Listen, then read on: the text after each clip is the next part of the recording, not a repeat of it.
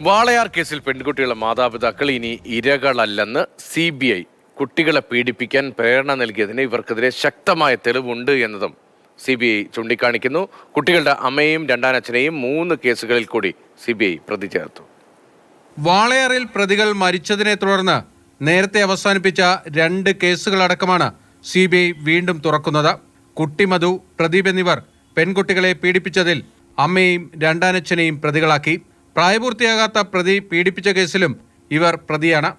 ഈ 3 കേസുകളിലും തുടരന്വേഷണത്തിന് CBI പ്രത്യേക കോടതിയുടെ അനുമതി തേടി. നേരത്തെ മാതാപിതാക്കളെ പ്രതിയേർത്ത് നൽകിയ 6 കുറ്റപത്രങ്ങൾക്ക് പുറമെയാണിത്. ഇരകൾക്കെതിരെയാണ് CBI നടപടിയെന്നായിരുന്നു മാതാപിതാക്കളുടെ അഭിഭാഷകന്റെ വാദം. ഇതിന് ശക്തമായ ഭാഷയിലായിരുന്നു CBIയുടെ മറുപടി. ഇവിടെ ചില ആളുകൾ ആരോപിക്കുന്നത് പോലെ ഇതിൻ്റെ അകത്ത് അമ്മയോ അച്ഛനോ അല്ല ഇതിൻ്റെ അകത്ത് ഇരയുടെ ആളുകൾ. അവരിപ്പോൾ പ്രതിസ്ഥാനത്താണ് നിൽക്കുന്നത്. CBIയുടെ കണ്ടെത്തലെന്ന് പറയുന്നത് അവർ രണ്ടുപേരും ഈ കേസിലെ പ്രതികളാണ്.